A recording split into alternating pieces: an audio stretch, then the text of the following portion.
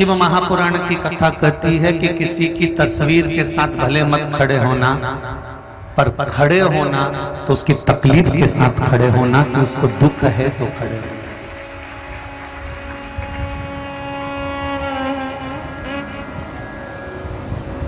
मरने के बाद आप उसको यश दें ना दें, मरने के बाद आप उसका सम्मान करें ना करें, मरने के बाद आप उसका आदर करें ना करें, मरने के बाद आप उसको पूजें ना पूजें, पर शिव महापुराण की कथा कहती है कि जब तक वो जिंदा है, जब तक वो जीवित है, जब तक उसमें श्वास है, तब तक प्रयास करना कि आप उसको सम्मान देते रहें, उसको आदर करते रहें, उसका सत्कार करते रहें।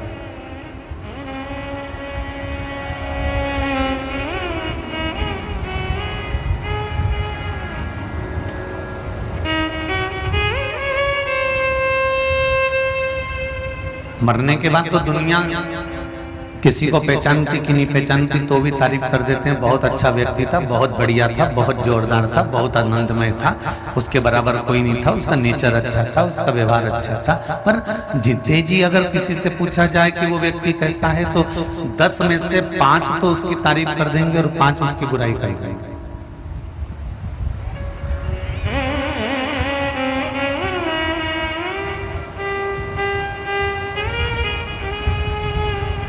जिसकी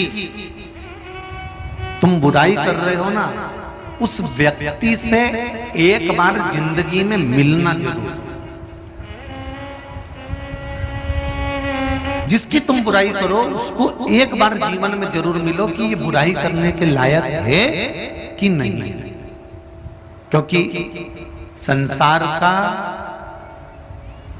60% व्यक्ति ऐसा है जो दूसरे के कहने पर, एक ने बुराई करी दूसरे ने चालू करी, दूसरे ने बुराई करी तीसरे ने चालू करी, तीसरे ने बुराई करी चौथे ने चालू करी, और करते करते करते करते जरा व्हाट्सएप पे किसी एक अच्छे व्यक्ति, बहुत अच्छा, जिसने जिंदगी भर बहुत कुछ करा हो, सबका आदर करा हो, सम्मान करा हो, सत्कार करा हो, राष्ट्र हित में भी कार्य करा हो, उसके लिए अगर कोई एक व्यक्ति कुछ बुरा लिख देता है तो नीचे कमेंट्स करने वाले ढेर सारे मिल जाते हैं। फिर उनको मौका मिल जाता है, क्योंकि तैयारी में बैठे थे कि कोई एक लिखे तो सही।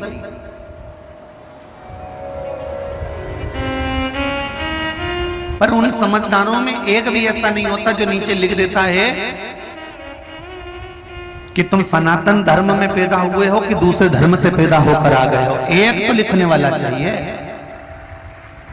जब कोई सनातन धर्म पर उंगली उठाए, हिंदू धर्म पर उंगली उठाए, किसी सतमार्गी पर उंगली उठाए, किसी अच्छे कार्य करने वाले पर उंगली उठाए, तो जितने लोग नीचे कमेंट्स कर रहे हैं उसमें एक कमेंट्स करने वाला ऐसा भी होना चाहिए कि तू सनातन धर्म की औलाद है कि दूसरे धर्म से पैदा होकर आ गया। एक लिखने वाला चाहिए जो दमदारी से लिख दे कि किस धर्म से आया है।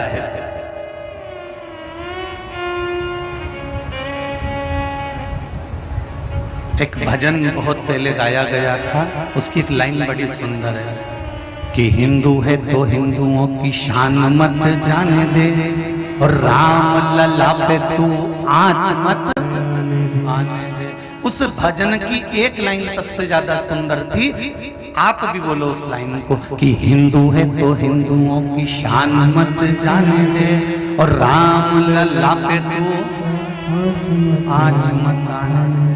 अगर सनातनी है तो सनातन धर्म पर अगर कोई उंगली उठा रहा है, सनातनी होकर अगर उंगली उठा रहा है, तो पहला कमेंट्स तुम्हारा होना चाहिए। जितने लोग उस फेसबुक पे जुड़े हों, जितने उस व्हाट्सएप पर जुड़े हों, जितने उस इंस्टाग्राम पे जुड़े हों, जितने उस ट्विटर पे जुड़े हों, पहला कमेंट्स तुम्हारा होना चाहिए कि तू किसका है।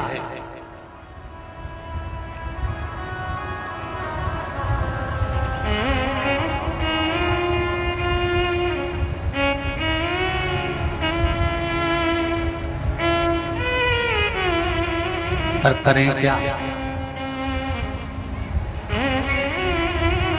शिव महापुराण की कथा कहती है तस्वीर के साथ में हमें खड़े नहीं होना। मेरी जीजियों, मेरे भाई, बच्चे जितने लोग इस शिव महापुराण की कथा में बैठे हुए हैं, या आस्था चैनल पर सुन रहे हो या फेसबुक यूट्यूब पर सुन रहे हो, उनसे निवेदन करूंगा, कोई मर गया, मरने के बाद उसकी तस्वीर की या उसकी तारीफ भले मत करना, पर एक निवेदन है, उसके जीते जी उसको अगर जिंदगी में थोड़ा सा दुख है, थोड़ी सी तकलीफ है, थोड़ा सा कष्ट है, तो 2 कदम चलकर उसके पास बैठना और उसकी समस्या को सुनकर कुछ ना कुछ निर्णय निकालने का प्रयास करें।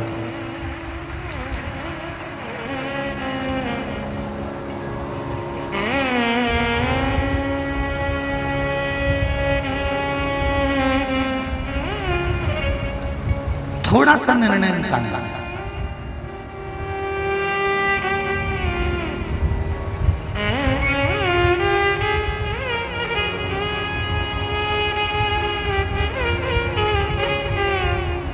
और तस्वीर के साथ भले मत खड़े हो, पर तकलीफ के साथ खड़े हो। क्या दुख है आपको? क्या तकलीफ है आपको? क्या कष्ट है आपको? और एक बात और ध्यान करना, आप हो चाहे हम हो, किसी की तकलीफ समाप्त नहीं कर सकते। बोलो, कर सकते हो क्या? अरे जम के तो बोलो। नहीं, आप भी किसी की तकलीफ समाप्त नहीं कर सकते और हम भी किसी की तकलीफ समाप्त नहीं कर सकते, पर इतना तो कर सकते हैं कि चिंता मत करना, महादेव पर भरोसा करना, वो डूबने नहीं देगा। इतना तो कर सकते हो ना। हम किसी की तकलीफ समाप्त नहीं कर सकते, हम किसी के दुख को समाप्त नहीं कर सकते। किसी को कैंसर जैसी बीमारी हो गई, किसी को ट्यूमर की बीमारी हो गई, किसी को कोई तकलीफ हो गई।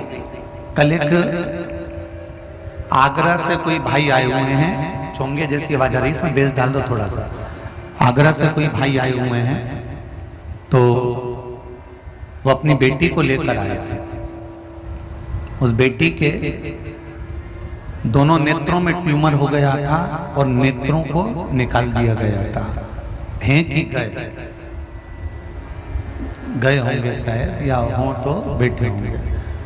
बेटी के दोनों नेत्रों को ट्यूमर होने के कारणवश निकाल दिया गया। उसके बाद 9 साल पहले बेटी के दोनों नेत्र के गोलों को निकाल दिया गया। अंदर नेत्र नहीं है, तो भी उस बेटी ने अपने पिता से कहा, पापा मैंने शिव महापुराण की कथा टीवी पर सुनी है, जब मम्मी चालू करती है कथा को। भले मेरे नेत्र नहीं आएंगे ये मैं जानती हूं, क्योंकि मेरी आंखों के गोले तक निकाल दिए गए ट्यूमर में, पर एक बार मुझे शिव महापुराण की कथा तक ले चलो। उस बेटी का एक प्रश्न था, क्या गुरुजी आप कहते हो कि शंकर भगवान सब कुछ कर सकते हैं, तो क्या मेरे नेत्र वापस आ सकते हैं? हमने कहा, बेटी तू इतना विश्वास लेकर अगर शंकर की कथा में आई है और आंखों के अंदर के दोनों गोले तक तेरे ऑपरेशन से निकाल दिए गए हैं, तो फिर इसके बाद तो तू शंकर जी पर विश्वास करना चालू कर दे कि आज नहीं देगा तो कल देगा, पर नेत्र में एक बार ज्योति जरूर देगा। भरोसा उस पर रखना।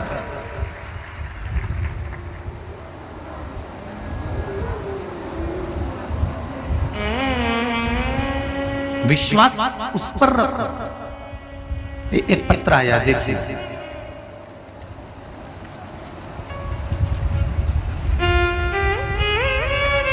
सरोज जी शर्मा पिपरिया से हैं, कहीं बैठी हो तो हाथ उठा सकती हैं। आप ही हैं? दोनों हाथ हिला दो एक बार। श्री शिवाय नमस्तुभ्यम। सरोज जी शर्मा ने पत्र में लिखा है, गुरुदेव मेरी बेटी की शादी को 5 साल हो गए थे, उसे कोई संतान नहीं थी। आप कहते हैं मन में कोई कामना लेकर शिव महापुराण कथा सुनने से कामना पूर्ण होती है। मैं और मेरे पति ने लॉकडाउन में टीवी पर प्रतिदिन शिव महापुराण की कथा सुनना प्रारंभ करी, क्योंकि आपने कहा था चाहे पंडाल में बैठकर सुनो, चाहे आस्था चैनल पर सुनो, चाहे मोबाइल पर सुनो, अगर दिल से सुनिए तो भगवान पूरी करेगा। मैंने कथा सुनी और मेरी बेटी के घर में पुत्र की प्राप्ति हुई 5 वर्ष के बाद। ये शिव की कृपा। गुरुदेव, बेटी को जब पुत्र की प्राप्ति हो गई, बच्चे की आंख में तकलीफ हो गई, आंख में से पानी निकलना प्रारंभ हुआ, आंसू लगातार बहते रहते थे। पिपरिया के डॉक्टरों को दिखाया, डॉक्टरों का नाम भी आपने लिखा है और चैनल वाले डॉक्टरों का नाम नहीं दिखाएंगे। डॉक्टरों को दिखाया, पिपरिया के अन्य जगह पर डॉक्टरों को दिखाया, परंतु नेत्र विशेषज्ञों को दिखाया तो भी उसकी आंख के आंसू बंद नहीं हुए। ड्रॉप दिया, दवाइयां दी, मसाज का कहा, पर दवाइयां चलती रही पर ठीक नहीं हुई। अंत में आपने एक बार कथा में कहा था कि 1 लोटा जल शिव जी को चढ़ाइए और उसका जल लाकर आंखों में लगाना प्रारंभ किया। गुरुदेव, फिर शंकर जी के मंदिर में लगे हुए दिए से ही काजल बनाकर लाई और वो बच्चे की आंख में लगाना प्रारंभ करा। गुरुजी, मेरी बेटी के आंख भी ठीक हो गई, उसका फोटो भेज रही हूँ। जो पहले आंख में तकलीफ थी और उसके बाद का फोटो में लगाकर भेज रही हूँ। मेरे यहाँ बाबा ने जो कृपा करी, उसके बराबर कृपा मेरा बाबा किसी पर नहीं कर सकता। मैंने बाबा की ये करुणा है, ये कृपा। शिव तत्व इसको कहते। बैठो बहन, बैठो। श्री शिवाय नमस्ते। हम किसी की तस्वीर के साथ खड़े होंगे तो उसके मरने के बाद खड़े होंगे।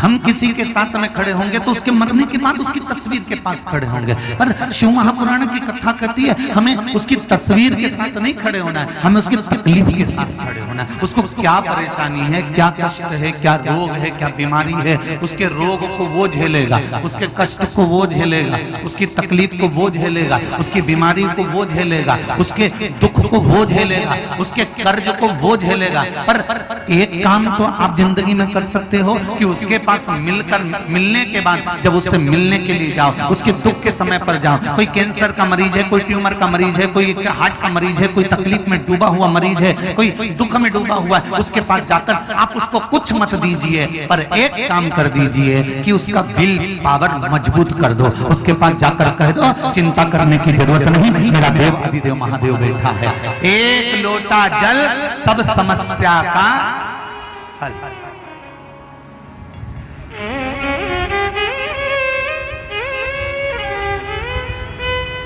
आप उसके पास जाइए, आप उसके चरणों में जाइए, आप उससे जाकर निवेदन करिए, आप उसके चरणों में जाकर विनती करिए, वो कृपा करेगा।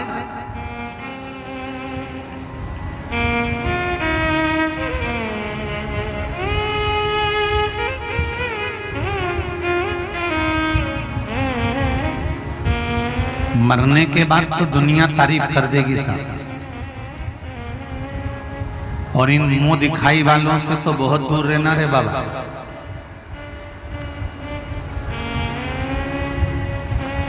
जितने मुंह दिखाई वाले होते हैं ना, शादी के समय पर बहू आती है और उसकी मुंह दिखाई होती है, इधर होती कि नहीं होती? अरे बोलो तो। इतना सारा घूंघट बहु डाले ने बैठे ने, फिर रिश्तेदार आते जाए न मुंडा देखते जाए, न रकम देते जाए, न कोई कान का दे, न कोई पायल दे, न कोई बिछुड़ी दे, न कोई हाथ का दे, न कोई रुपया दे, न कोई सामान दे। तो जितने मुंह दिखाई वाले होते हैं इनसे जरा दूरी बनाकर रखना, क्योंकि ये मुंह दिखाई वाले ही एक दिन जिस बहू की मुंह दिखाई करते हैं उसकी एक ना एक दिन बुराई जरूर करते हैं, ये निश्चित है।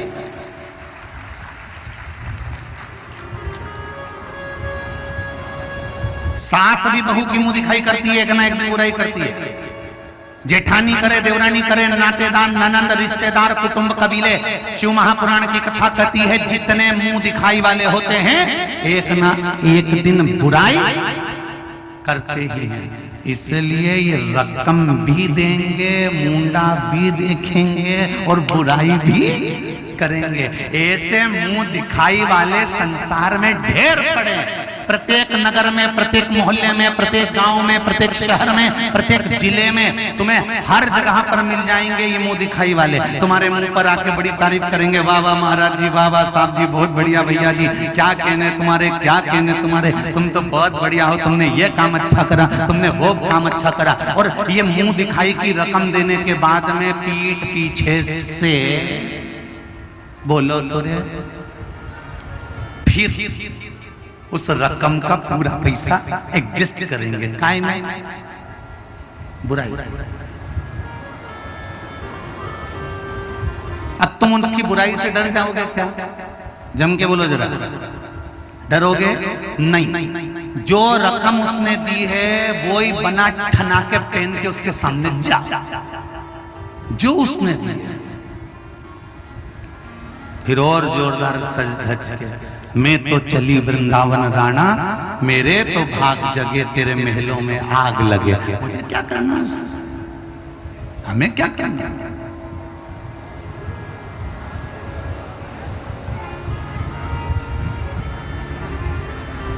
अपशब्द कहने वाले अपशब्द कहेंगे, ताना देने वाला ताना देगा, गाली देने वाला गाली देगा, आड़ा टेढ़ा बोलने वाला आड़ा टेढ़ा बोलेगा, अपशब्द कहने वाला अपशब्द कहेगा। पर हमको उसके कहने में नहीं चलना। हमको तो अपने हृदय को जो अच्छा लगे, अपनी चित्त वृत्ति को जो अच्छा लगे, अपने मन को जो अच्छा लगे, वैसा हमको करना।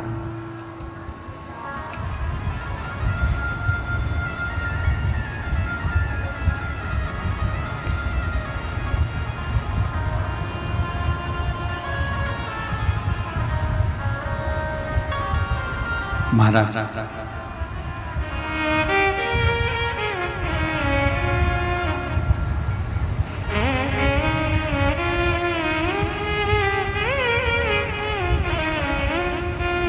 शिव महापुराण की कथा कहती है, प्रयास करना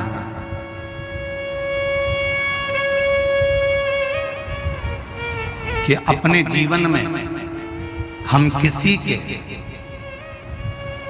काम आ सके, निंदा में नहीं, बुराई में नहीं, छल में नहीं, कपट में नहीं, प्रपंच में नहीं, हम उसके अच्छे कार्य में उसके साथ आ जाए।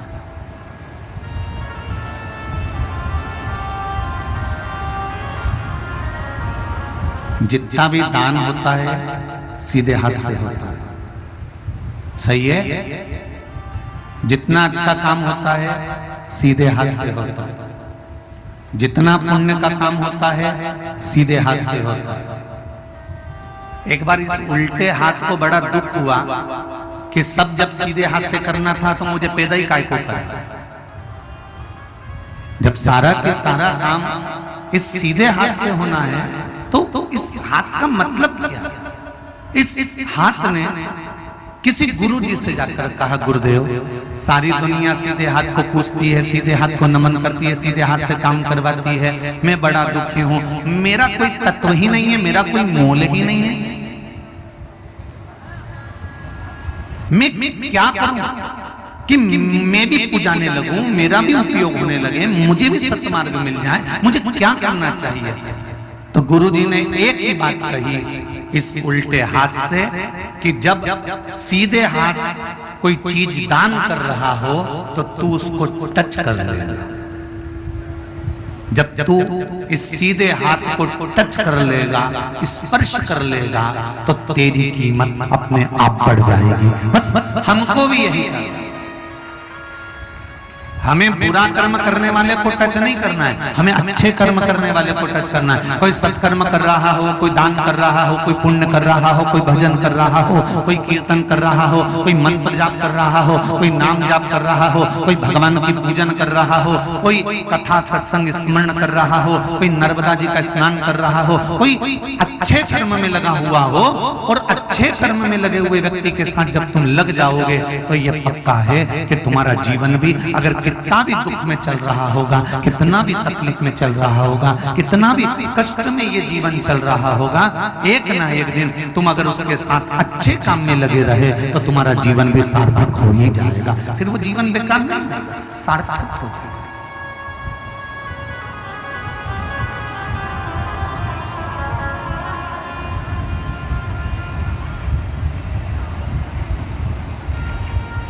तीन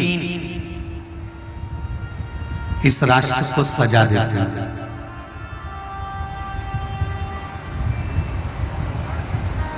सती, सन और सूर्य। सती, संत और सूर्य इस राष्ट्र को सजाते हैं, श्रृंगार करते हैं। और तीन इस राष्ट्र को लजा देते हैं। कपटी, कायर और कपूत।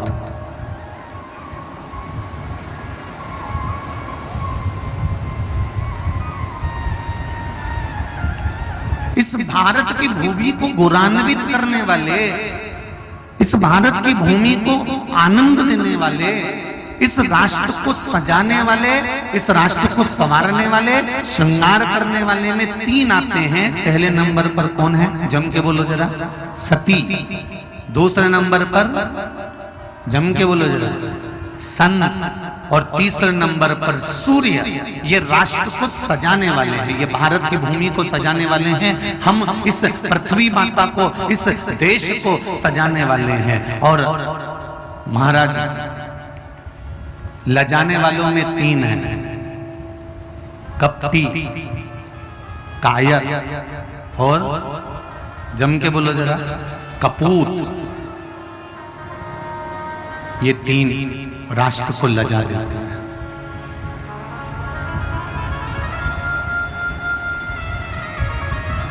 एक कपट करने वाला, ये भी राष्ट्र को लजाएगा। एक कायर, थोड़ा सा किसी ने कुछ कह दिया, थोड़ा सा कुछ बोल दिया, डर के मारे कमरे में जाकर घर के अंदर बैठ गया। कायर भी लजाता है राष्ट्र को।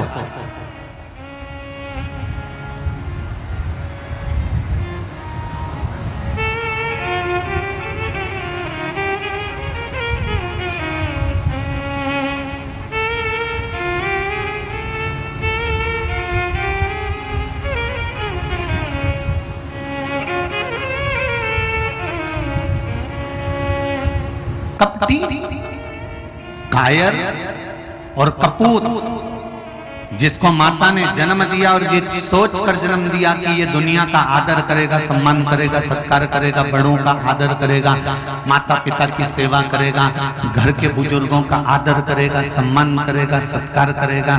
माता पिता जब बीमार होंगे तो हॉस्पिटल लेकर जाएगा, दवाई दिलाएगा, कुछ सेवा में लगा रहेगा। और मालूम पड़े वो सब कुछ छोड़कर कहीं मांसाहार में पड़ा हुआ है, कहीं मदिरापान में पड़ा हुआ है, कहीं वेश्यावृत्ति में पड़ा हुआ है, कहीं जुए में पड़ा हुआ है, कहीं गलत काम में पड़ा हुआ है, गलत मित्रों की संगति में पड़ा हुआ है। तो ये कपूत ही तो हुआ।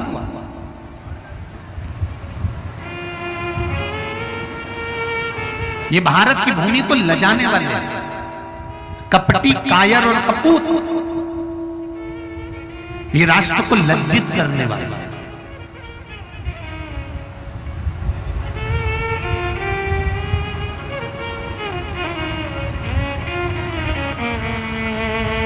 कितनी विचित्र थी वो माता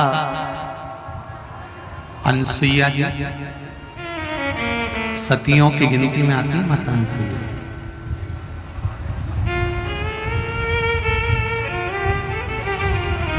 और अनसुईया माता के यहाँ पर ब्रह्मा विष्णु महेश तीनों भिक्षा मांगने के लिए गए थे। सती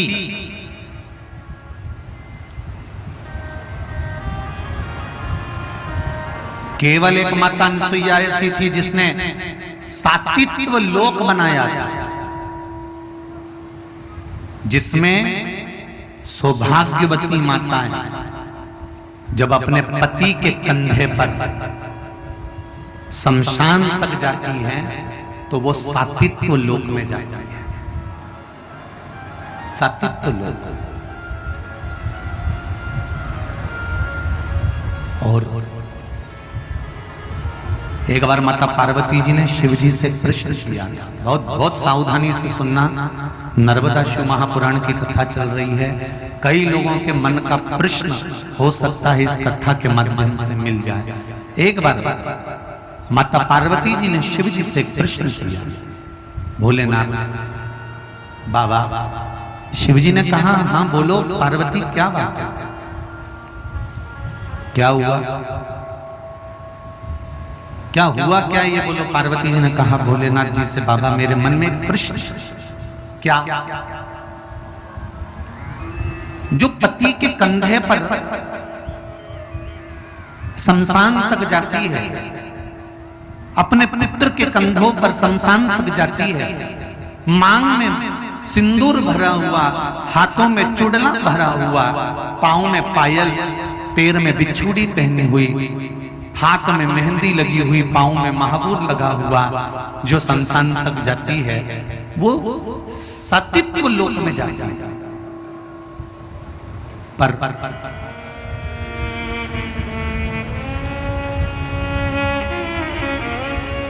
चंचुला देवी जिसका पति बिंदु मर चुका है, प्राण छोड़ चुका है, वो विधवा हो चुकी है, बेधव्य हो चुकी है।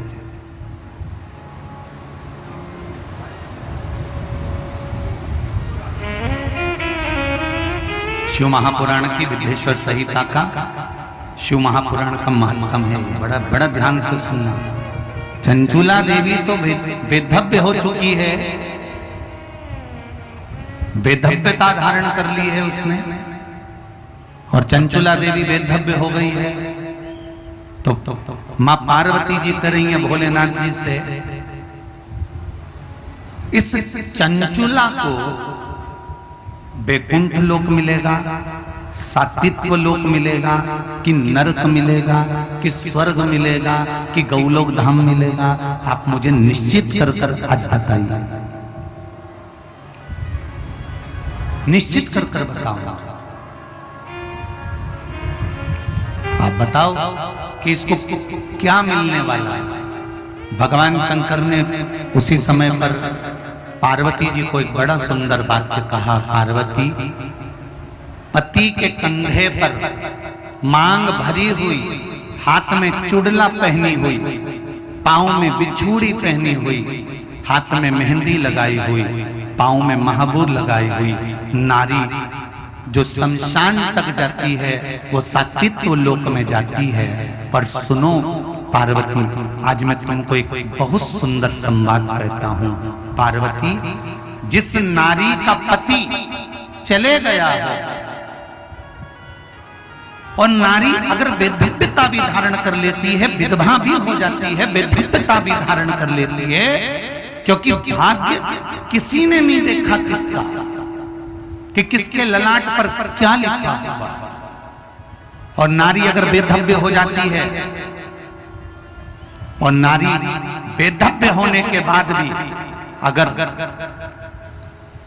उसी पति का स्मरण करती रहती है जो पति चले गया, किसी पर पुरुष का स्मरण उसकी चित्तवृत्ति में नहीं आता है, और अपने बच्चों के लालन पालन में अपने पति के जैसा बच्चों को बनाने का जब उसके भीतर एक लक्ष्य आ जाता है और शिव की आराधना में जो डूब जाती है, शंकर जी कहते हैं वो भी सात्विक लोक को चली जाती है, वो भी सात्विक लोक को जाती है। उसको बैकुंठ नहीं जाना है, उसको पति के लोक ही जाना है, सात्विक लोक ही जाना है। अगर नारी अपने पति को लक्ष्य बनाकर अपने बच्चों का भरण पोषण करती है, पति को लक्ष्य बनाकर अपने बच्चों का स्मरण करती है, किसी पर पुरुष का चित्त बुद्धि में मरते दम तक, प्राण छोड़ते तक भी किसी पर पुरुष का स्मरण उसकी बुद्धि में नहीं आता, तो वो नारी भी जो अनसुईया जी ने लोक बनाया है उसी लोक में चली जाती है, वहां जाती है, उस लोक के अंदर वही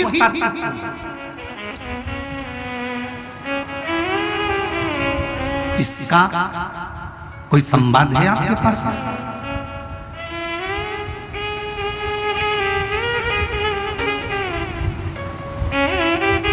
भोलेनाथ जी ने तो कह दिया कि सात्विक, इसका कोई संवाद है? शंकर भगवान कहते हैं संवाद की जरूरत क्या है? चंचुला देवी का पति मरा, बिंदु के प्राण छूटे, प्रेत योनि में चले गया। चंचुला ने 7 दिन तक 9 दिन तक शिव महापुराण की कथा का स्मरण करा। चंचुला का पति प्रेत योनि से छूटा। चंचुला सामने खड़ी हुई थी और भगवान शंकर ने पूछा, चंचुला तू रो क्यों रही है? चंचुला कहती है, मैं कहाँ जाऊंगी? पति लोक में जाना है मुझको, मैं कहाँ जाऊं? मुझे बैकुंठ नहीं जाना, मुझे किसी लोक में नहीं जाना, मुझे पति लोक में सात्विक लोक में जाना है। तो शंकर भगवान ने कहा, चंचुला तू चिंता मत कर, तूने 7 दिन की शिव महापुराण की कथा श्रवण करी है, तू बेधप्य होने के बाद भी तेरे ही पति के लोक में जाएगी। जा, मैं तुझे भेजता हूं उस पति लोक में।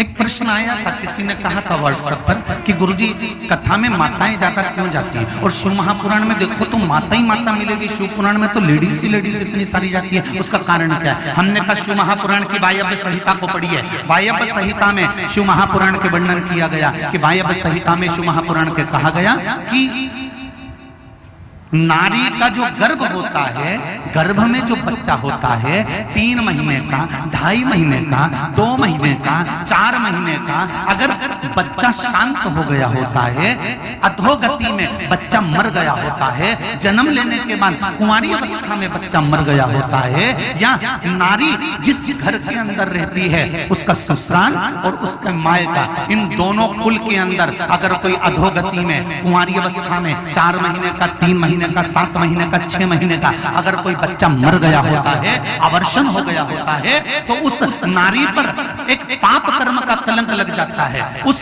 नारी का पाप कर्म का कलंक केवल एक ही पुराण धो सकती है और वो शिव महापुराण की कथा है। दोनों कुल में, दोनों कुल के अंदर 71 पीढ़ी में 7 पीढ़ी नहीं लिखी है। उज्जैन जाना तो ऋण मुक्तेश्वर मंदिर पर जाकर पढ़ना, वहां लिखा हुआ है शिव महापुराण का लेख। 7 पीढ़ी नहीं, कोई नारी अगर शिव महापुराण की कथा श्रवण करती है और उसकी 71 पीढ़ी में भी, मायके और ससुराल में भी अगर कोई गर्भ में शांत हो गया हो, कोई कुंवारी अवस्था में शांत हो गया हो, कोई एक्सीडेंट में शांत हो गया हो, कोई अधोगति में शांत हो गया हो, तो शिव महापुराण की कथा सुनने वाली उस नारी का कुल अपने आप तर जाता है। उसको पिंडदान और तर्पण की जरूरत नहीं पड़ती, उसको तिलांजलि की जरूरत नहीं पड़ती, वो अपने आप तर जाता है।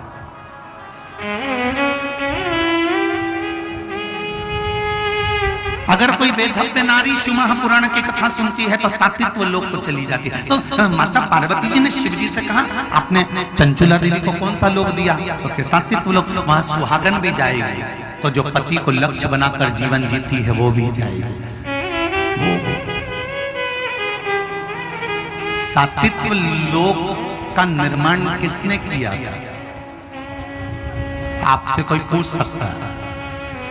वैकुंठ लोक में भगवान विष्णु है, ब्रह्म लोक में ब्रह्मा है, इंद्र लोक में इंद्र है, मृत्यु लोक में शिव है। सात्विक लोक का निर्माण किसने करा था? जहां पर सौभाग्यवती नारियां जाती हैं, अखंड सुहाग धारण करने वाली जाती है, पति को लक्ष्य बनाकर जीने वाली जाती है, पति का एक मार्ग स्मरण करने वाली जाती है। उस सात्विक लोक का निर्माण किसने किया? कौन करने वाले? तो भगवान शंकर ने कहा, जिस समय पर मैं माता अनसुईया जी की गोद में बच्चा बनकर गया था, कथा सुनिए ना सबने। माता अनसुईया के दरवाजे पर ब्रह्मा, विष्णु और महेश तीनों ने भिक्षा मांगी है। अनसुईया जी से कहा वस्त्र उतार कर आइए, तब हम भिक्षा लेंगे। अनसुईया जी ने हाथ में जल लेकर तीनों को छोटा कर दिया, बच्चा बना दिया। ब्रह्मा, विष्णु, महेश पल्ले में झूलने लगे। माता अनसुईया जी के पति ने पूछा, ये कौन है? तो कहा अपने पुत्र हैं। पुत्र हैं? हाँ। अंतरिषि ने कहा भी स्नान करने गया था तो एक भी पुत्र नहीं था, स्नान कर आया तो 3 कैसे आ गए? अनसुईया जी बोली, भगवान जब देता है तो चप्पर फाड़ के देता है। ये तीनों उन्हीं ने दिए हैं। अनसुईया जी जब 3 देवियां अपने अपने पतियों को लेने के लिए आई और अपने अपने पतियों को लेकर जाने लगी, तब माता अनसुईया जी ने शंकर जी से कहा था, भगवान ब्रह्मदेव से कहा था, भगवान विष्णु से कहा था। शंकर जी कहते हम तीनों देवताओं से माता अनसुईया ने कहा, तुम तीनों तो चले जाओगे अपनी अपनी धर्म पत्नियों के साथ, अपनी अपनी देवियों के साथ। हम माँ और पिता अकेले रह जाएंगे। अपनी माता को रहने के लिए कोई लोक प्रदान कर सकते हो क्या तुम तीनों? ब्रह्मा को भगवान विष्णु ने देखा, भगवान शंकर ने ब्रह्मा जी को आदेश दिया, ब्रह्मदेव माता अनसुईया के लिए, एक सती नारी के लिए, पतिव्रता धर्म का पालन करने वाली, पति को परमेश्वर मानने वाली, एक सात्वित्वमान नारी के लिए एक नए लोक का निर्माण करो। और अनसुईया जी के कहने पर एक सात्वित्व लोक का निर्माण किया गया, जहां पर सावित्री जैसी सात्वित्ववान नारियां निवास करती हैं।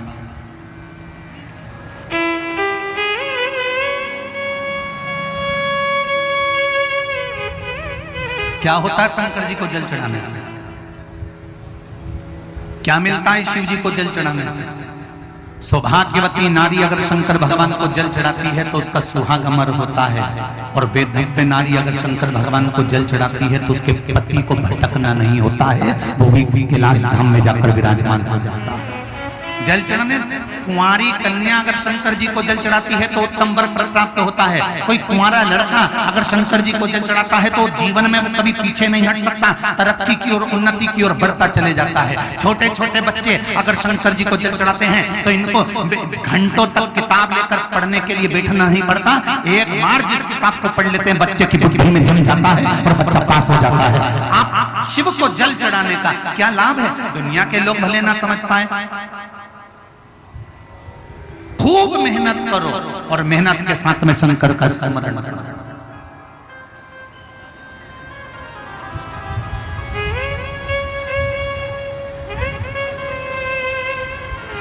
करो, मेहनत खूब जम के। लोग भले हंसेंगे कि बेलपत्री पे शहद लगाकर शंकर जी को चिपकाने से कोई अच्छा रिजल्ट आता है। आप में से ना जाने कितनी माताएं बैठी होंगी, कल भी एक दो पत्र आए थे वो पढ़ नहीं पाए, उसमें लिखा था मेरा बच्चा पढ़ाई नहीं करता था, बेलपत्री पर शहद चिपकाकर मेरे बेटे ने 10वीं में अच्छे मार्क्स प्राप्त कर लिए। ये शिव तत्व है, ये शंकर की कथा है।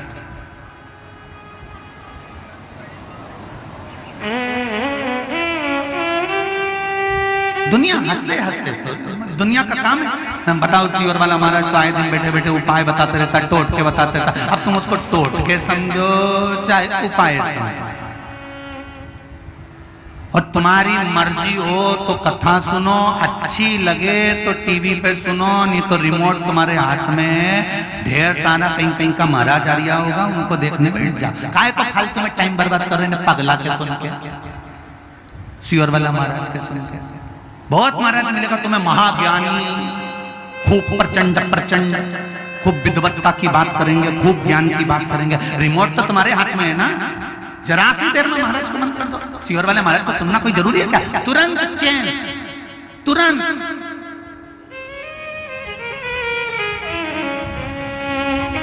करनी मनमनी करे महाराज भले चेंज कर दूं, थोड़ी देर में फिर आए कि पगला कुछ बोल रही होगा, फिर चेंज, फिर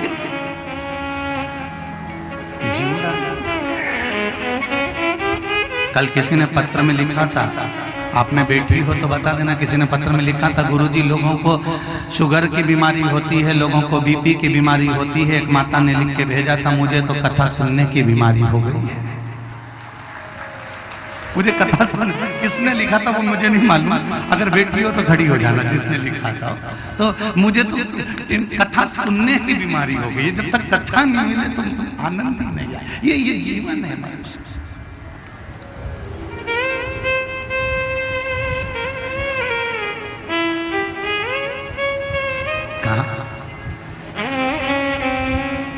मोबाइल भी तुम्हारे हाथ में है, कथा अच्छी नहीं लगे, दूसरा महाराज आ रहा होगा, तुरंत चेंज कर दो, दूसरा देख लो। कोई विशेष वाली बात नहीं हो, अच्छी लगे तो कथा में आनंद लेने के लिए कि हाँ जीवन में हमें अपने जीवन को सुधारना है, शंकर के चरणों में जाकर अपने जीवन को सार्थक बनाना है, मुझे नर्मदा जी का स्मरण करना है, मुझे शंकर जी का स्मरण करना है, मुझे शिव तत्व को धारण करना हो तो कथा में आओ, नहीं तो जीजियों काहे को इतनी धूप में परेशान होने, अपने घर जाओ ने सो। कौन के तुमसे ने, तुम तो बढ़िया सत्तू घोलो गुड़ में खाया ने कही रतलाम की कथा में तुम्हें बोल ही दिया था कि सत्तू बनाना, कि किने बनाया? हाथ उठाओ जिसने सत्तू बनाया। अरे वाह, बहुत जोरदार दल्लो जल्दी हाथ नीचे, बहुत बढ़िया बनाया ना सबने। बस अपने कहीं करना है, कथा सुनो चाइनीज में सत्तू और गुड़ गोल गोल रपटा मारी, थोड़ा सा नींबू का अचार, बस कहीं काहे को माता बच्ची करे ना फालतू। पन्नी महाराज खानो नी भावे मन पीनो नहीं भावे रे, दौड़ दौड़ मन से मृहल चल जावे रे। ये मन दौड़ के सिमली अर्जुन चले जाता है कि कथा सुनना है, बस सुन।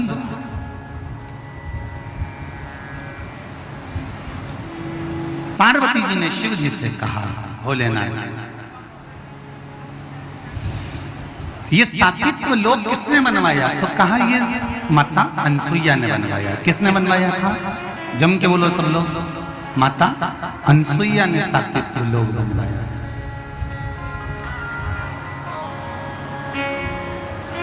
महाराज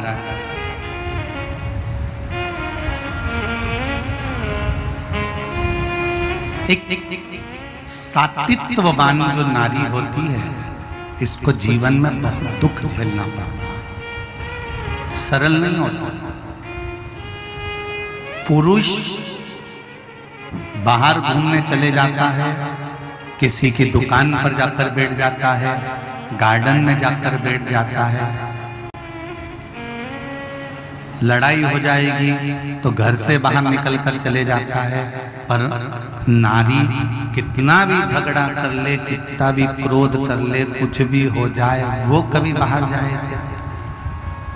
दुख भी आए तो घर के अंदर बैठकर झेलना है, और तकलीफ भी आए तो घर के अंदर बैठ के झेलना है, वो नहीं जाता।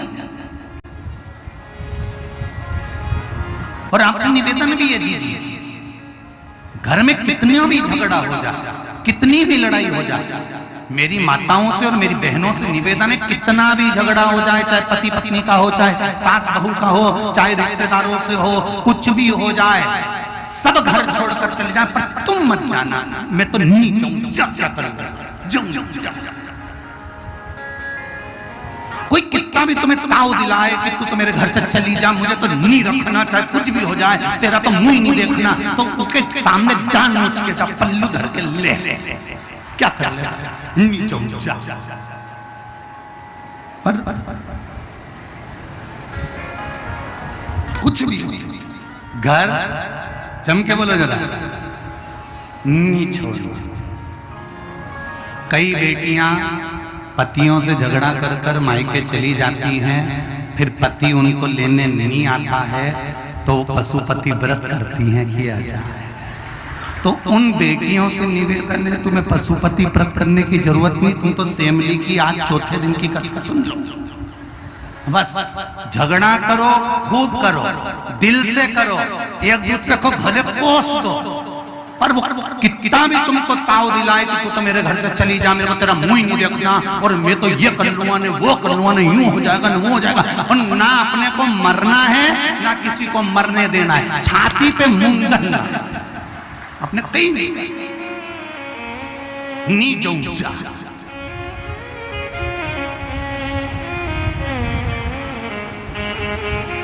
और गुस्सा हो के अगर थोड़ी दूर चली भी जाए तो रात होने से पहले शाम को वापिस आ जाना। कोई बुलाने नहीं भी आए तो भैंस की पूंछ पकड़ के आ जाए। और परिवार वाले पूछे क्यों, तू तो झगड़ा करके गई थी, अब शाम पड़े काय को आ गई? मैं कोई आ रही थी, वो तो भैंस ली आई। कुछ भी हो पर अपने को घर नहीं छोड़ना, अपने नहीं छोड़ना।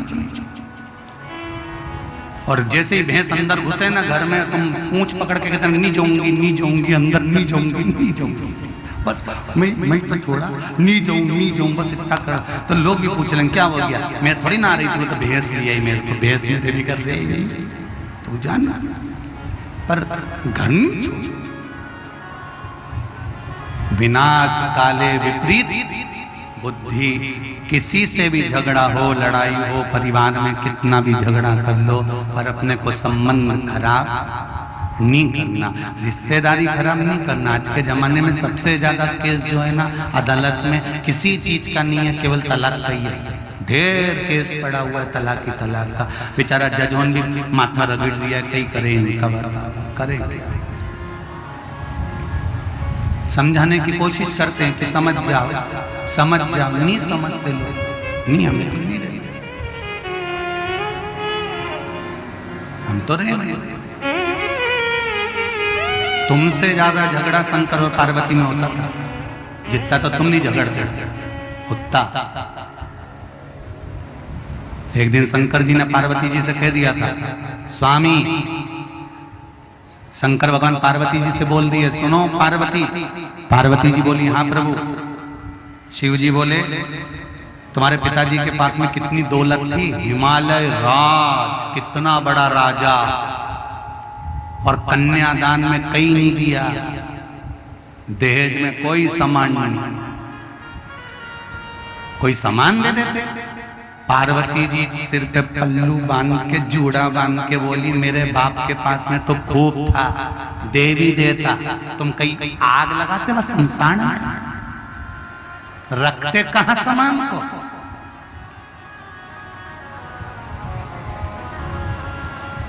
तुम्हारे यहां रखने की जगह है? वो तो फ्रीज भी देने को तैयार था, और पिताजी बोले रहने तो कैलाश पे तो रहता, मैं ठंड वैसे ही होते। फिर उन्होंने कहा कि मैं तो वॉशिंग मशीन दे दूं, तो पिताजी बोले रहने दे, कपड़े तो पहने ही नहीं, धोए का रहने दे तू। फिर उसने रोटी बनाने की मशीन भी देने की सोची, तो कह रहने दे, वो तो खाए नहीं, चूरमा ही चूरमा खाने।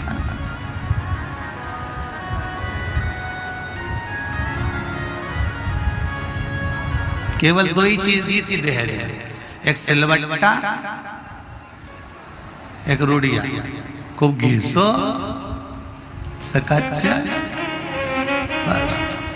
और वो सिल्ला और वो लुड़िया आज तक ब्याह में काम आ रही है। मंडप के अंदर सबसे पहले वो लगाती है जो कन्यादान में शिव जी के दी गई थी। आज भी किसी के घर में भी शादी हो, सबसे पहले मंडप के अंदर वही रखाएगी, चाहे पितरों की पूजन हो, चाहे मंडप की पूजन हो, चाहे कोई भी पूजन हो, ब्याह के समय की वो सिल्ला और वो, और जैसे पार्वती जी के ब्याह में वो सिल्ला लुड़िया दी गई, दाल पीसी गई, सामान पीसा गया, आज भी ब्याह के अंदर सबसे पहले वो बड़ी तीते वो पीस के सबसे पहले।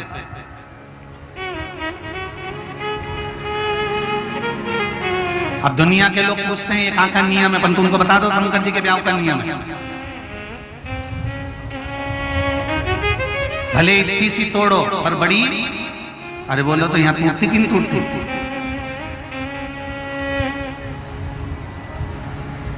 जिसके ब्याह में बड़ी टूट जाती है उसका घर कभी नहीं टूटता, और जिसके यहाँ बड़ी रेडीमेड आ जाती है तो घर भी रेडीमेड ही हो जाता है।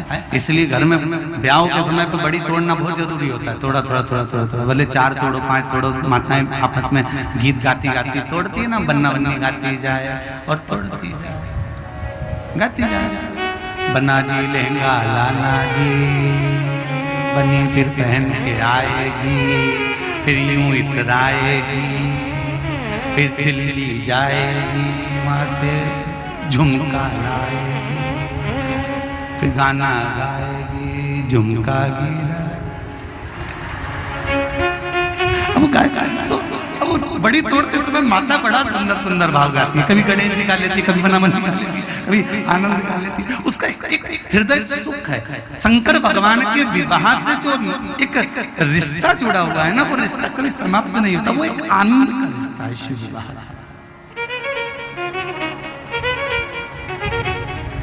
झगड़ा हो, मना नहीं है, हो तो, परंतु हमको हमारा परिवार देखना है, हमको हमारे रिश्ते देखना है, हमको हमारा कुटुंब देखना है, हमको बार बार छोड़कर नहीं भागना। चाहे कुछ भी हो जाए, तुम्हारा माए का कितना भी अच्छा हो, कितना भी धनपति हो, तुम्हारा भाई भाभी मम्मी पापा सब अच्छे हों, मना नहीं है, फिर भी प्रयास करना कि जो संबंध माँ बाप ने करा है उसको निभा कर चलना है। कहा गुरुजी इसको निभाएं कैसे? कई बार बहुत दुख भी आ जाता है, तकलीफ भी आ जाती है, माना थोड़ा समय एडजस्ट करने में लगता है, पर इतनी जल्दी निर्णय मत लेना कि तलाक पर पहुंच जाओ। थोड़ा एडजस्ट करिए। तलाक करने के बाद में क्या करोगे? दूसरी शादी करोगे। अगर ललाट में पहले ही अच्छा लिखा होता तो ये भेरू काय को मिला होता? सही है कि गलत? अब दूसरी कर लोगे, फिर वही मिल गया तो क्या कर लोगे? इसलिए जैसा मिला है, वो टेढ़ी चोटी वाली बाई गाती ना, भला है बुरा है, जैसा मेरा पति मेरा बेटा, तो जैसा मिला कहां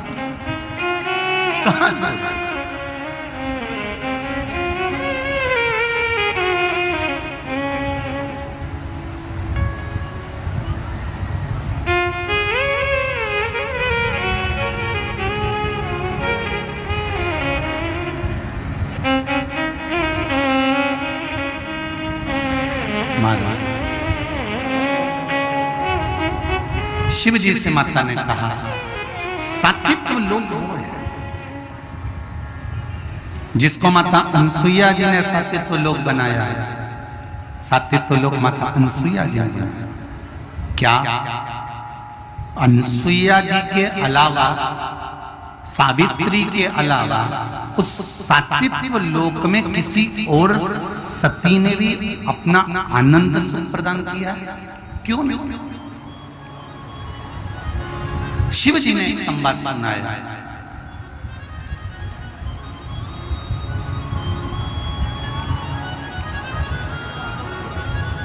एक बार अनसुईया अपने पति आंत्री बाबा के साथ में जा रही थी। नर्मदा जी का पावन तट था। मां नर्मदा जी के पावन तट के पास में से जब घूमते हुए निकली तब अनसुईया मैया के मन में आया कि कितनी सुंदर भूमि है, कितना सुंदर जगह है, कितना अलौकिक जगह है, कितना आनंद की जगह है। पर इतनी अलौकिक और आनंद की जगह में अगर कोई मिल जाए ऐसा जिसको जीवन की सार्थकता उत्पन्न हो जाए, उसी समय पर एक छोटी सी कन्या दौड़ती हुई अनसुईया जी के पास में नर्मदा जी के तट पर, मां नर्मदा के तट पर वो कन्या मिली, इसलिए अनसुईया जी ने उसका नाम नर्मदा रख दिया। क्या नाम रखा? जम के बोलो, नर्मदा। पर इस कन्या का नाम नर्मदा रख दिया और कन्या धीरे धीरे धीरे धीरे धीरे धीरे अनसुईया जी के आश्रम में, आंत्री बाबा के आश्रम में सुंदर आनंद से चित्रकूट की उस पावन धरा पर नर्मदा, एक कन्या जो अनसुईया जी को मिली थी, छोटी सी बेटी जिसका नाम नर्मदा के घाट पर मिली थी, इसलिए उसका नाम क्या रखा था?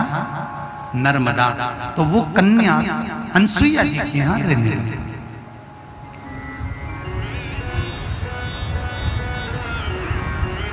अब अनसुईया जी के यहाँ नर्मदा जी रह रही, छोटी सी कन्या, छोटी सी बेटी। रहते रहते रहते रहते समय बीता। एक दिन नर्मदा जी जब वो कन्या जब बड़ी हो गई, तो बड़ी होने के बाद एक दिन उसके मन में रात्रि को विश्राम करते करते, सोते सोते देवऋषि नारद का दर्शन हुआ। और देवऋषि नारद जैसे ही आए तो देवऋषि नारद ने कहा, हरिओ नर्मदा, हरिओ नर्मदा। नर्मदा वो कन्या उठी, नारद जी को देखा, प्रणाम किया देवर्षि नारद को, बाबा आप आए हो? हाँ, कैसे आना हुआ? देवर्षि नारद ने कहा, नर्मदा तू अनसुईया जी के घर में पड़ी बड़ी हुई, अनसुईया जी के साथ में रही, अंतरिषि के साथ में रही, तूने कभी बैकुंठ का दर्शन करा है तूने? नर्मदा जी बोली, मैंने तो कभी बैकुंठ का दर्शन नहीं करा। देवर्षि नारद ने कहा, अगर मृत्यु लोक में अगर तू आई है, मृत्यु लोक में अगर तेरा जन्म हुआ है और तू अंतरी और अनसुईया जी के यहाँ रहती है, तो एक बार तू बैकुंठ लोक का दर्शन तो कर करा। कितने सुंदर बैकुंठ लोक, कितना सुंदर बैकुंठ लोक है, तू जा तो सही। अब वो लड़की ने दौड़ कर आई और अनसुईया जी के पास में आज बैठ गई। अनसुईया जी बाती बना रही थी दीप के लिए, और दीप के लिए बाती बनाते समय वो बेटी आई और बेटी नर्मदा मां बैठ कर बाती बनाने लगी। बाती बनाते बनाते अनसुईया जी उसके मन की बात को जान गई, और अनसुईया जी ने जानते से पूछा, क्या हुआ बेटा, क्या हुआ, क्या है? तुम्हारे चेहरे पर थोड़ी सी सल नजर आ रही है, कुछ चिंता नजर आ रही है, हुआ क्या? तो इतने में वो बेटी तुरंत कहती है, मां मुझे बैकुंठ देखना है, मुझे बैकुंठ लोक देखना। माता अनसुईया ने अपनी पुत्री नर्मदा को समझाया, ध्यान रखना, ये अमरकंटक वाली नर्मदा की कथा नहीं चल रही है। ये कौन नर्मदा की कथा चल रही है? अनसुईया जी को जो लड़की मिली है उस नर्मदा, उसका नाम नर्मदा रखा था क्योंकि मिली कहां थी वो? जम के बोलो जरा, नर्मदा जी के घाट पर। अगर शंकर जी की कृपा से किसी के घर संतान हो जाती है तो वो शिव जी का नाम रख देते हैं। राम जी की कृपा से अगर संतान होती है तो राम जी का नाम रख देते हैं। नर्मदा जी के घाट पर कन्या मिली थी, इसलिए उसका नाम क्या रखा था? नर्मदा। नर्मदा ने कहा, माँ कुछ भी हो जाए मुझे एक बार बैकुंठ का दर्शन करना है। माँ ने समझाया, अरे नर्मदा वो बैकुंठ धाम है, हम देवताओं के इस कार्य में अर्चन नहीं डाल सकते, तुम इस शरीर से बैकुंठ नहीं जा सकती। नर्मदा ने तो जिद पकड़ ली, चाहे कुछ भी हो जाए मुझे बैकुंठ जाना है, जाना है। मैंने सुना है माँ कि आप जब सात्वित्व लोक बना सकती हो, माँ आपकी सात्वित्व की चर्चा पूरे संसार में है, तो क्या मुझे बैकुंठ लोक का दर्शन नहीं मिल सकता? माँ ने कहा, बेटी बैकुंठ लोक का दर्शन तो मिल जाएगा, पर जीते जी अगर तू बैकुंठ चली गई ना तो वहां से आने के बाद तेरा जीवन बेकार हो जाएगा। अगर जीते जी तू बैकुंठ चली गई तो वहां से आने के बाद तेरा जीवन बेकार हो जाएगा, तुझे दुख झेलना पड़ेगा, तुझे कष्ट झेलना पड़ेगा, तुझे नरक जैसा जीवन जीना पड़ेगा।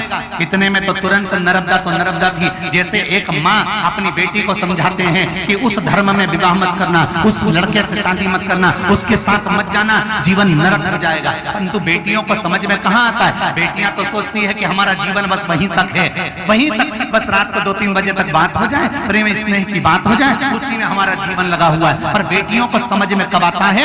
जब ऐसे लड़कों से विवाह कर लेती हैं, और जब लड़का अपशब्द कहता है, ताने देता है, गालियां देता है और गंदे कृत्य करते हैं, तब जाकर बेटियों को समझ में आता है कि हमने गलत जगह पर विवाह कर लिया। तब बेटियां रोती हैं, तब जाकर बेटियों के जीवन में दुख उत्पन्न होता है।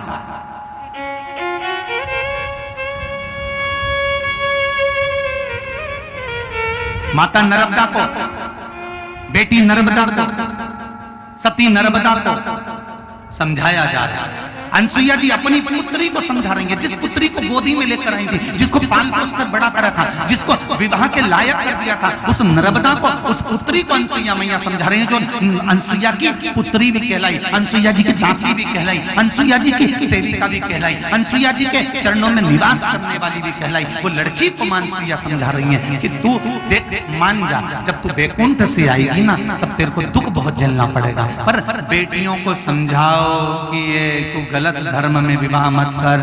सनातन धर्म को छोड़कर दूसरे धर्म में क्यों जा रही है? क्या मिलेगा वहां?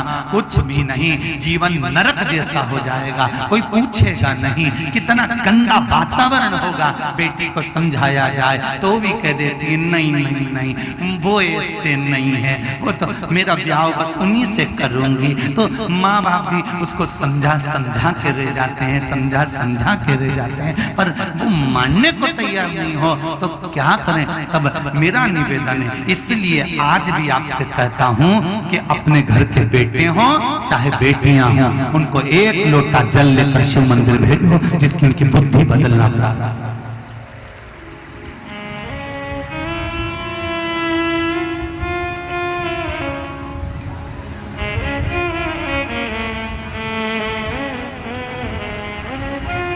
समझाओ। बेटी को समझाया अनुसुईया जी, समझने को तैयार नहीं हुई। मुझे तो बैकुंठ जाना ही है, तो दुख झेलना पड़ेगा वहां से आने के बाद, मंजूर है, जाओ।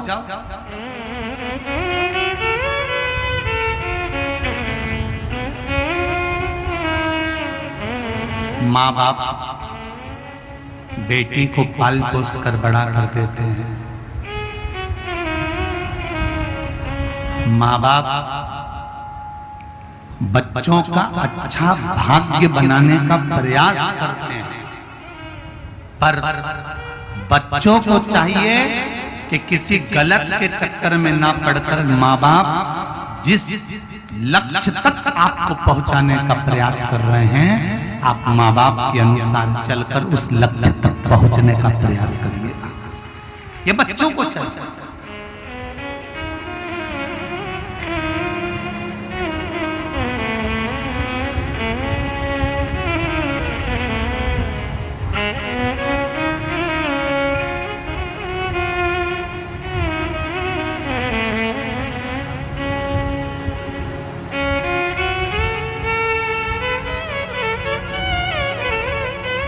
इसीलिए शिव महापुराण के माध्यम से हमारा भी प्रयास रहता है, और आपसे भी हाथ जोड़कर निवेदन करेंगे कि आपका भी प्रयास करिए।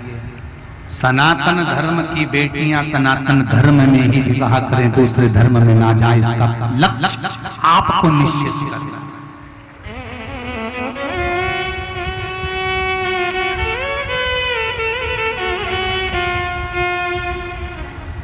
इसका लक्ष्य आपको निश्चितता देना।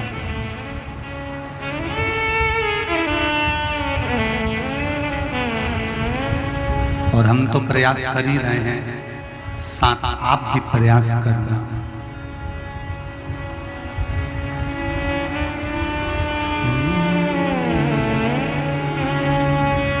जय हो हिंदुस्तान मेरे प्यारे हिंदुस्तान, हिंदुस्तान मेरे प्यारे हिंदुस्तान। जय हो हिंदुस्तान मेरे प्यारे हिंदुस्तान। जय हो हिंदुस्तान मेरे प्यारे हिंदुस्तान। जय हो हिंदुस्तान मेरे प्यारे हिंदुस्तान। जय हो हिंदुस्तान मेरे प्यारे हिंदुस्तान। जय हो हिंदुस्तान मेरे प्यारे हिंदुस्तान। जय हो हिंदुस्तान मेरे प्यारे हिंदुस्तान।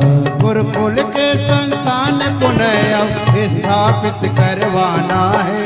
गुरुकुल के संस्थान पुनः अब स्थापित करवाना है।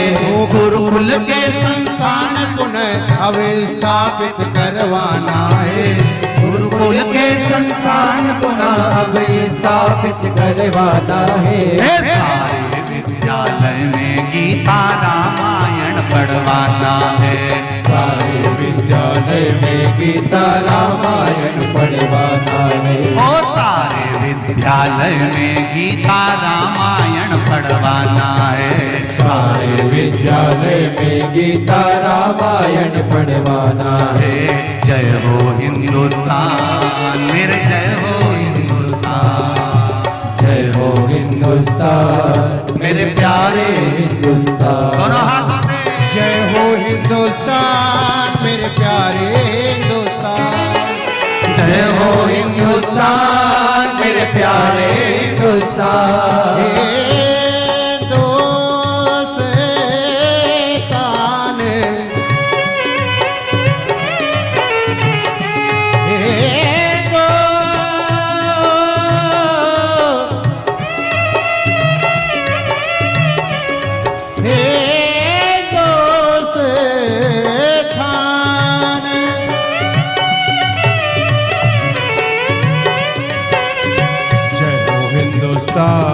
मेरे प्यारे हिंदुस्तान।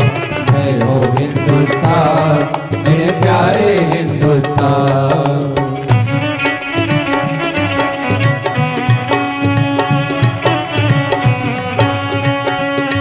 कलयुग नहीं शिव युग आना चाहिए।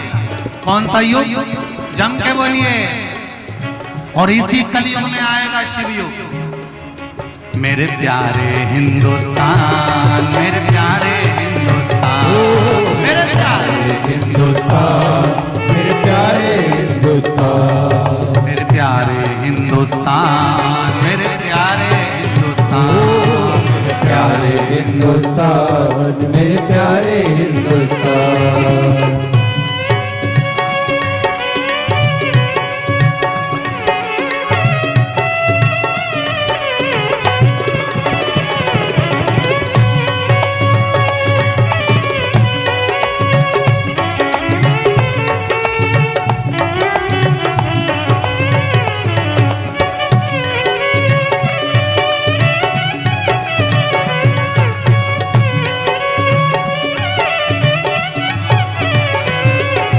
सोने की चिड़िया को अब सोने का शेर बनाना है।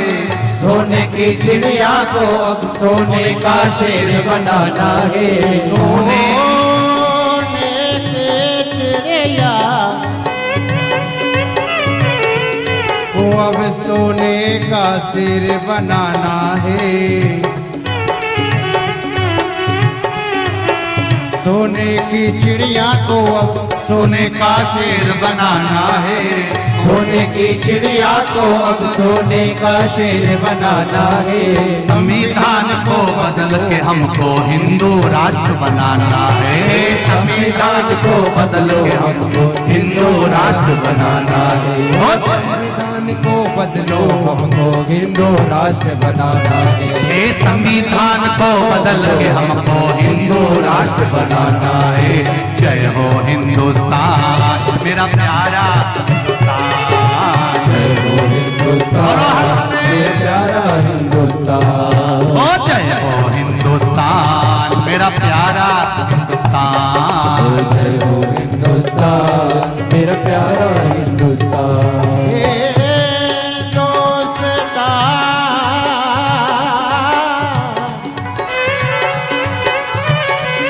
मेरा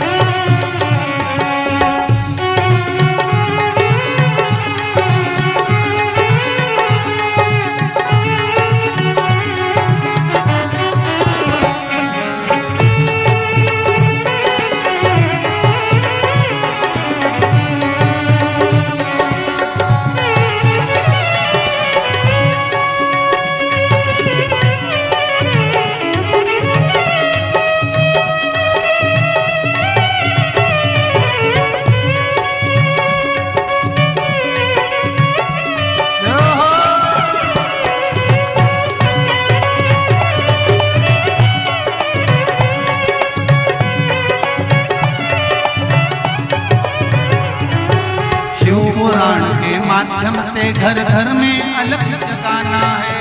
शिव पुराण के माध्यम से घर घर में अलग जगाना है। शिव पुराण के माध्यम से घर घर में अलग जगाना है। शिव पुराण के माध्यम से घर घर में अलग जगाना है। वो सोए हुए हिंदू को अब फिर से हमें जगाना है। सोए हुए हिंदू को अब फिर से हमें जगाना है। शिव पुराण के माध्यम से घर घर में अलग जगाना है। शिव पुराण के माध्यम से घर घर में अलग जगाना है। ओ शिव पुराण के माध्यम से घर घर में अलग जगाना है। शिव पुराण के माध्यम से घर घर में अलग जगाना है। ओ सोए हुए हिंदू को अब फिर से हमें जगाना है। सोए हुए हिंदू को अब फिर से हमें जगाना है। ओ जय हो हिंदुस्तान मेरे प्यारे हिंदुस्तान। जय हो हिंदुस्तान मेरे प्यारे हिंदुस्तान। ओ जय हो हिंदुस्तान मेरे प्यारे हिंदुस्तान। जय हो हिंदुस्तान मेरे प्यारे हिंदुस्तान। जय हो हिंदुस्तान मेरे प्यारे हिंदुस्तान। जय हो हिंदुस्तान मेरे प्यारे हिंदुस्तान। जय हो हिंदुस्तान मेरे प्यारे हिंदुस्तान। जय हो हिंदुस्तान मेरे प्यारे हिंदुस्तान। ओ जय हो हिंदुस्तान मेरे प्यारे हिंदुस्तान। हिंदुस्तान मेरे प्यारे हिंदुस्तान। जय हो हिंदुस्तान मेरे प्यारे हिंदुस्तान। जय हो हिंदुस्तान मेरे प्यारे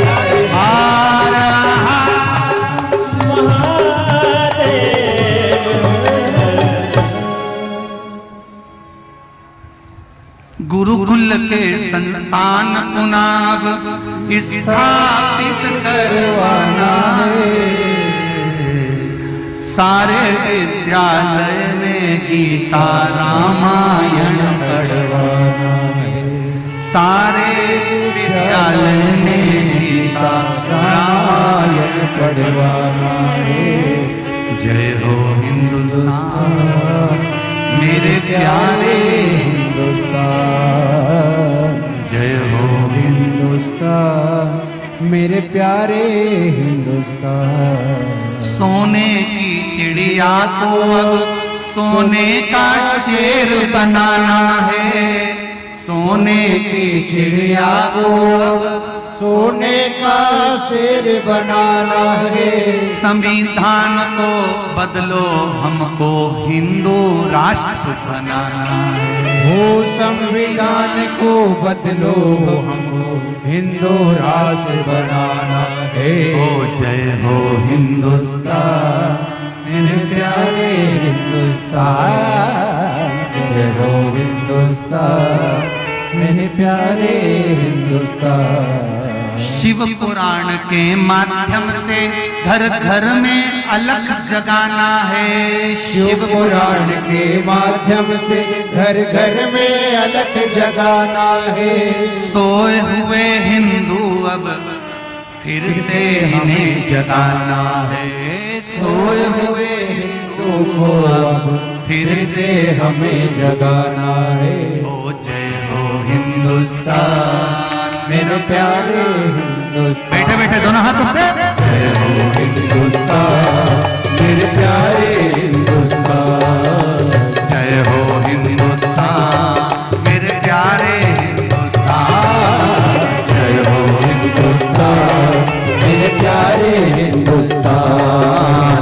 जय हो हिंदुस्तान मेरे प्यारे हिंदुस्तान। जय हो हिंदुस्तान मेरे प्यारे हिंदुस्तान। बोल काशी विश्वनाथ भगवान शिव महापुराण कलयुग को समाप्त कर कर कौन सा युग लाएगी? जम के बोला जरा शिव युग। और वो शिव युग जरूरी है। शंकर का अनसुईया जी ने नर्मदा बेटी को समझाया, नर्मदा तुम मत जाओ बैकुंठ, बाद में तुम्हें भोगना पड़ेगा। मैं तैयार हूं, दुख झेलने के लिए तैयार।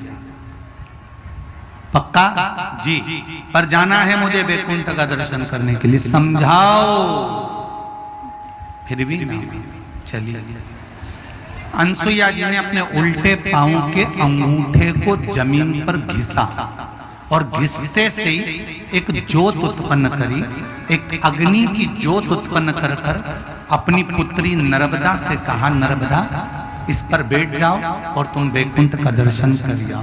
उस ज्योत पर बैठकर नर्मदा जी सबसे पहले इंद्रलोक गईं और जैसे ही इंद्रलोक का ठाट देखा, इंद्रलोक का सुख देखा, क्या सुंदर इंद्रलोक है।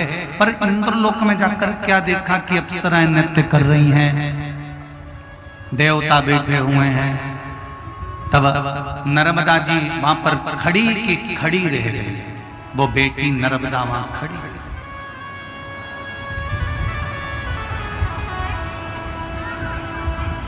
और बहुत ध्यान से सुनना, अमरकंठ वाली नर्मदा जी की कथा नहीं है ये सती नर्मदा की कथा। कौन सी नर्मदा की? अनसुईया जी की सेविका, अनसुईया जी की बेटी, अनसुईया जी की पुत्री, जो नर्मदा जी के घाट पर कन्या मिली थी, उस नर्मदा की कथा चली। ये अमरकंठ वाली नर्मदा की।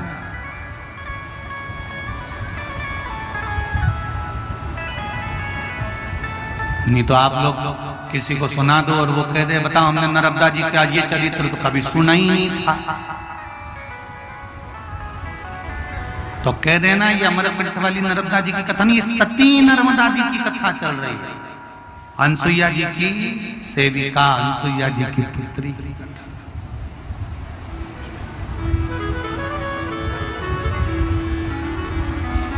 जो इंद्रलोक का राज्य देखा, सारे देवता चले गए उठ उठ के, इंद्र का ध्यान वो नर्मदा कन्या पर पड़ गया, नर्मदा बेटी पर पड़ गया। और पढ़ते से इंद्र ने क्रोध में आकर कहा तुम यहाँ कैसे आ गए, वो भी जीते जी इस शरीर के साथ यहाँ कैसे पहुंच गई। इतने में नर्मदा जी ने कहा कि मैं अनसुईया जी की पुत्री हूँ और मैं यहाँ आई हूँ, मेरे मन से आई हूँ, मैं दर्शन करने वैकुंठ जा रही थी, सबसे पहले इंद्रलोक आई हूँ। इंद्र को क्रोध आ गया और इंद्र ने इनको धक्के देकर वापिस पृथ्वी पर फेंक दिया, वापिस मृत्यु। कन्या वापिस आ गई, रोने लगी, माँ इंद्र ने मुझे धक्के देकर निकाल दिया, पर यह श्रेष्ठ नहीं है, नारी जाति का अपमान माना, ये श्रेष्ठता नहीं।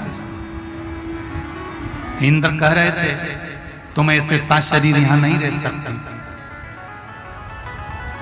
अब नर्मदा जी ने कहा, उस बेटी ने कहा, माँ अब मुझे इंद्रलोक नहीं जाना, 33 कोटि देवता जिस सती का सम्मान करते हैं, मुझे वो सात्विक लोक में जाना है। अब बता मुझे क्या करना है। माँ तू जैसा बोलेगी, सात्विक लोक में जहां देवता भी सम्मान करते हैं, 33 कोटि देवता जहां आकर सम्मान का एक लक्ष्य निश्चित करते हैं, मुझे उस सात्विक लोक के लिए जाना। बता माँ मुझे क्या करना, तू बता। माँ ने कहा सात्विक लोग जाने के लिए तो बेटा तुझे पहले विवाह करना पड़ेगा। विवाह?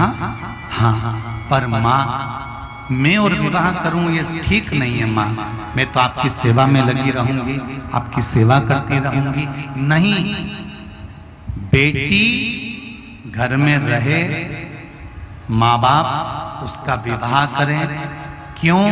क्योंकि माता पिता जब बेटी का कन्यादान करते हैं, जन्म ली बेटी का कन्यादान जब माता पिता करते हैं, तब बाप और माता को एक भी नरक नहीं भोगना पड़ते हैं, वो सीधे वैकुंठ चले जाते हैं। इसलिए मेरी जितनी भी बेटियां आस्था चैनल पर कथा सुन रही हो, जितनी मोबाइल पर सुन रहे हो, जितने इस पंडाल में सुन रहे हो, मेरा बेटियों से करबद्ध निवेदन है, आप अपने माता पिता को कन्यादान का मौका जरूर देना, क्योंकि आपके माता पिता कहीं नरक में ना पड़े रहे। उनको वैकुंठ भेजने की जवाबदारी आपकी है, बेटियों की।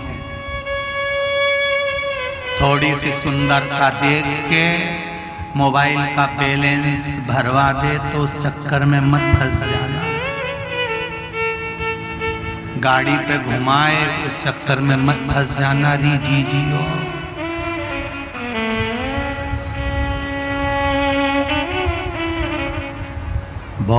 लालच देंगे, लोग आपको भटकाएंगे, भरमाएंगे, बॉडी सॉडी दिखाएंगे और बाइक पे घुमाने ले जाएंगे, कहीं मोबाइल में बैलेंस डलवा देंगे, कहीं फैशन करेंगे, कहीं फिल्म ले जाएंगे। इनके चक्कर में मत पड़ना, ये फिल्म दिखाने के चक्कर में फिल्म बना देंगे,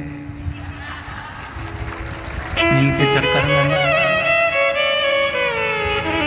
और अगर कहीं का तुमको गलत दृष्टि से देखे तो रतलाम की कथा में कहा था, आज फिर कहता हूं, खूब लड़ी मर्दानी वो तो झांसी वाली रानी थी। किसी की सामर्थ्यता नहीं है कि कोई आपको घूर के देख ले, क्योंकि केवल तुम्हारी दृष्टि ही इतनी विचित्र है। अगर एक साड़ी पहनने वाली बहू भी अगर घूर के और जम के देख ले ना, अच्छे अच्छे के पसीने छुड़ा दे, भागा नजर आएगा।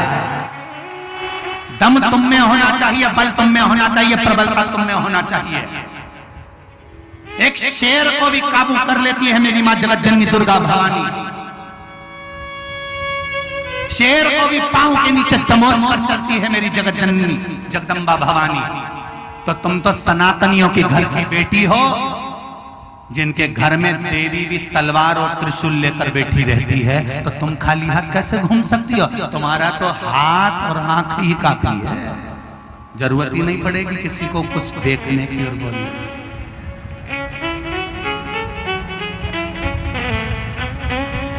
क्या विचार है बेटी?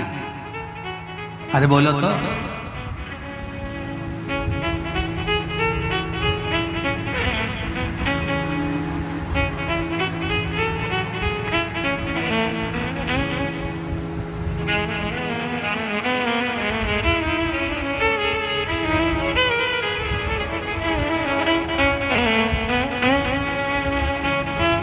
हम तो इस कथा के माध्यम से आपको केवल जगा सकते हैं री बेटियों।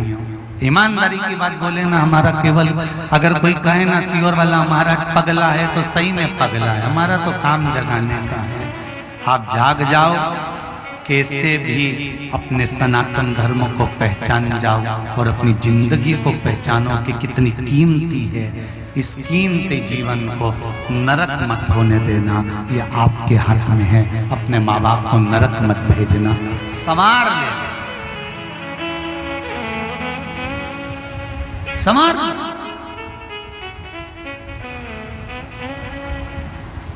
माँ, मुझे विवाह करना पड़ेगा। हाँ, और विवाह के बाद में जो परीक्षा चालू होती है, सही परीक्षा तो वही है। ये जितनी परीक्षा तुमने दी, 10th की, 12th की, फर्स्ट ईयर की, सेकंड ईयर की, MBA की, इंजीनियर की, डॉक्टर की, ये सारी परीक्षा हल्की है जिंदगी की परीक्षा के आगे। अच्छे अच्छे डॉक्टर और मिनिस्टर, अच्छे अच्छे कलेक्टर और SP भी घर की परीक्षा में फेल हो जाते हैं। घर की परीक्षा में फेल। अच्छे अच्छे संत महात्मा भी घर की परीक्षा में फेल हो जाते हैं। देखा होगा भी, एक संत ने बीच में सुसाइड कर लिया था, एक इंदौर के संत ने सुसाइड कर लिया था। सारी परीक्षा में पास हो सकते हैं, अच्छे अच्छे प्रवचन दे सकते हैं, अच्छा अच्छा समझा सकते हैं, ज्ञान बांट सकते हैं, बड़ी बड़ी परीक्षा इंजीनियर, कलेक्टर और SP की पास कर सकते हैं, सब कुछ बन सकते हैं। पर घर की परीक्षा सबसे बड़ी होती है। जब घर में समस्या आती है तो अच्छा अच्छा मिनिस्टर भी हिल जाता है। और वो परीक्षा पास कर ली तो जिंदगी की सारी परीक्षा पास कर ली। उस परीक्षा में हमको वो परीक्षा पास करना है जो अंदर से हिलाती है। नर्मदा की सही परीक्षा तब चालू हुई। माँ ने कह दिया तुम्हारे की शादी करना है, तो माँ शादी कैसे करना है, किससे करूं? अनसुईया जी ने कह दिया तुम अपने कक्ष में जाकर सो जाओ, सवेरे उठोगी, जो पुरुष तुम्हें नजर आएगा उसी के साथ तुम्हारा विवाह होगा। अनसुईया जी जाकर सो गई, नर्मदा जाकर सो गई, उठी और उठकर क्या देखती है कि सामने एक अंधा चले आ रहा है, जिसकी आंखें नहीं, शरीर में रोग हो रहा।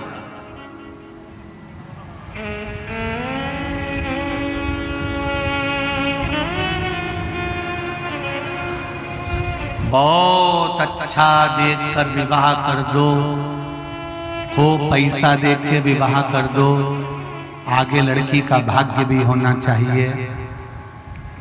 भगवान से ये कहना,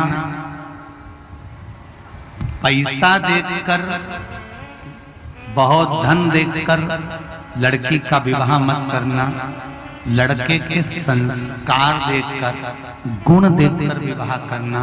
फिर भले वो लड़का साधारण सी नौकरी करता हो, चाहे जॉब करता हो, चाहे बिजनेस करता हो, जो आपकी बेटी को खुश रख ले, ऐसे लड़के के साथ विवाह करना। जो पैसा तो कमाए और वाणी से मेंढक टपका है, ऐसे से विवाह मत करना। भाग्य में होगा तो धन ढेर मिल जाएगा, और भाग्य में नहीं होगा तो धन मिलेगा नहीं।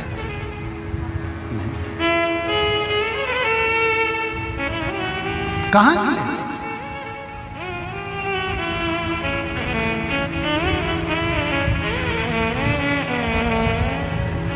संपदा कहां मिलेगी?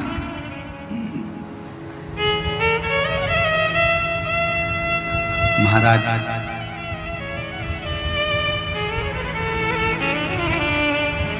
पति मिला, अनसुईया जी ने विवाह करवा दिया उस अंधे के साथ में, क्योंकि परीक्षा है। अगर एक पतिव्रता धर्म को धारण करने वाली सात्वित्ववान नारी अगर सोच ले तो यम की कैद से पति को छुड़ा कर ला सकती है। अगर सात्वित्वता में बल होगा तो अंधे की भी आंख आ सकती है। ये अनसुईया जी सिद्ध करना चाहती है। जैसे आगरा से आई हुई बेटी से कहा, भले गोले निकल गए आंख के, पर अगर शंकर पर विश्वास है, रोज शिव जी की पूजन करो और शंकर जी से एक बात कहती रहे कि एक बार तुम्हें देखना है, एक बार देखना है, एक बार देखना है। सूरदास भी रोज प्रार्थना करते रहे थे भगवान कृष्ण से, एक बार तेरा दीदार करना है। तो भगवान ने कुएं के अंदर भगवान कृष्ण ने दीदार करा दिया था। सूरदास को आंखें दे दी थी।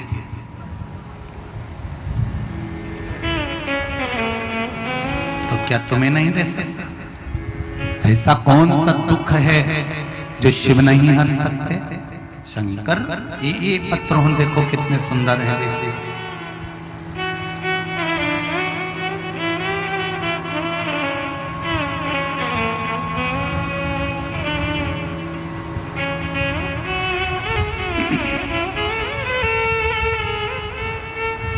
मेरा नाम भगवती चोरे है, गुरुदेव। ग्राम साकेत, इटारसी, जिला नर्मदापुरम, होशंगाबाद से आई हूँ। भगवती